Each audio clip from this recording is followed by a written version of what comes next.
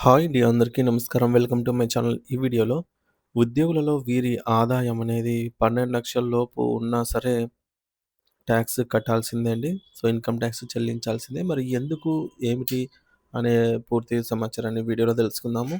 Video అయితే ఎక్కడ గాని స్కిప్ చేయకుండా ఎండ్ వరకు చూసేయండి. అప్పుడే ఇన్ఫర్మేషన్ పూర్తిగా అర్థమవుతుంది.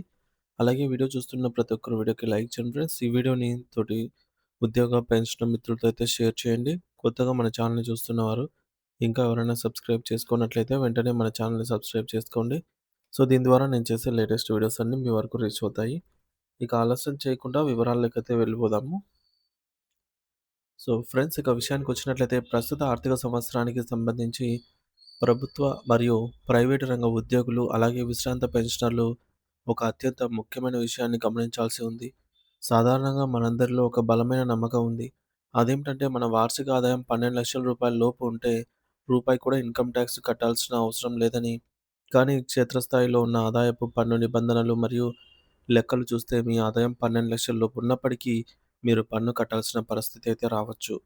ఈ ఆర్థిక సంవత్సరానికి సంబంధించిన పన్ను ప్రణాళికను సిద్ధం చేసుకునే క్రమంలో ఫిబ్రవరి నెలలోపు మీ పెట్టుబడులు మరియు ఆదాయము వివరాలను సరిచూసుకోకపోతే మీరు భారీ పన్ను చెల్లించాల్సి ఉంటుంది.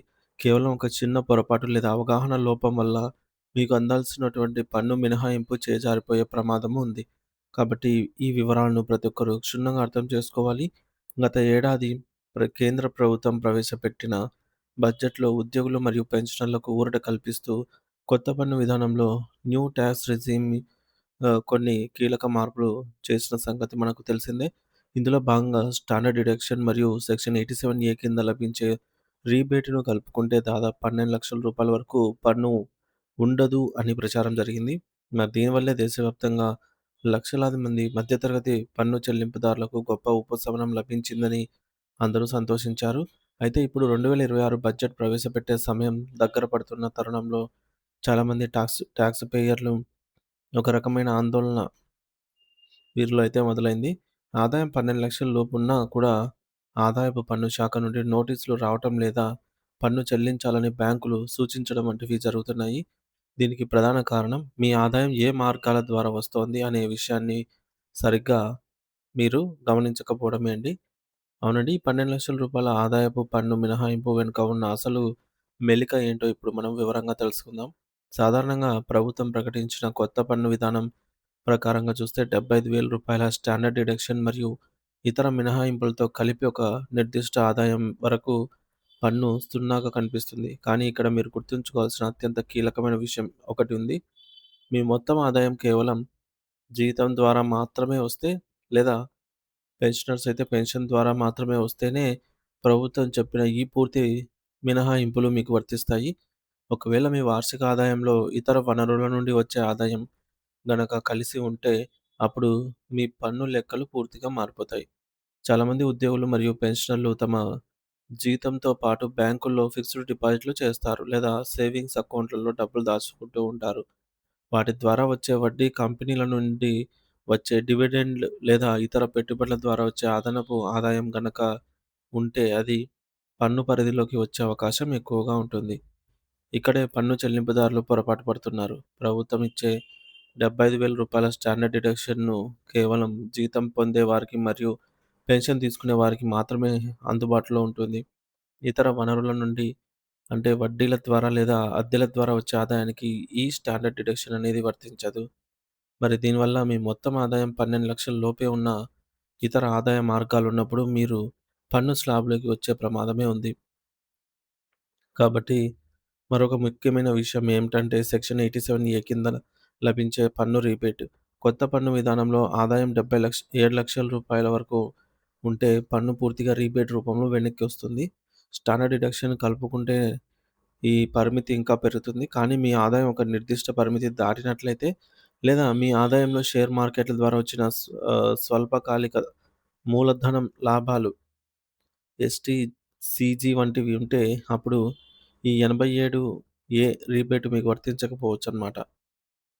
చూసుకోండి ఫ్రెండ్స్. తద్వారా మీరు సున్నా పన్ను కట్టాల్సిన చోట వేలాది రూపాయల పన్నుగా చెల్లించాల్సి వస్తోంది. మరి చాలామందికి ఈ సాంకేతిక విషయాలు తెలియక తమ మొత్తం ఆదాయం అంటే జీతము ప్లస్ వడ్డీ కలిపి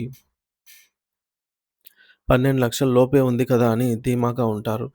కానీ ఆదాయపు పన్ను నిపుణుల అభిప్రాయం ప్రకారం జీతం కాకుండా ఇతర ఆదాయ మార్గాలున్నప్పుడు పన్ను లెక్కింపు విధానం పూర్తిగా సంక్లిష్టంగా మారుతుంది.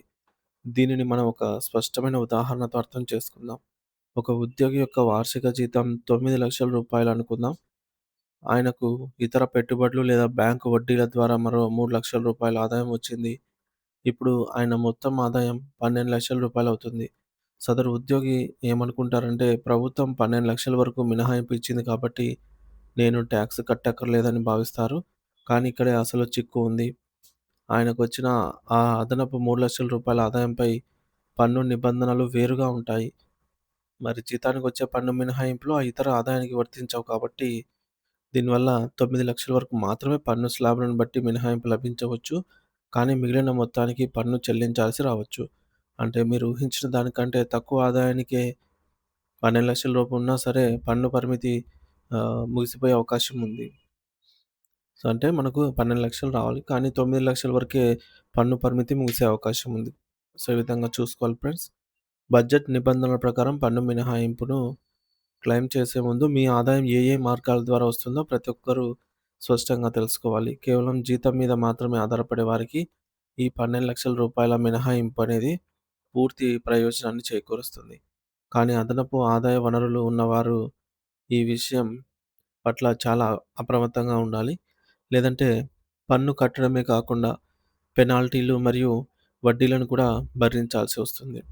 మరి ఆర్థిక నిపుణులు చెప్తున్న దాని ప్రకారం పన్ను చెల్లింపుదారులు తమ ఇన్‌కమ్ టాక్స్ రిటర్న్స్ దాఖలు చేసేటప్పుడు ఈ వివరాలన్నీ చాలా జాగ్రత్తగా నమోదు చేయాలి.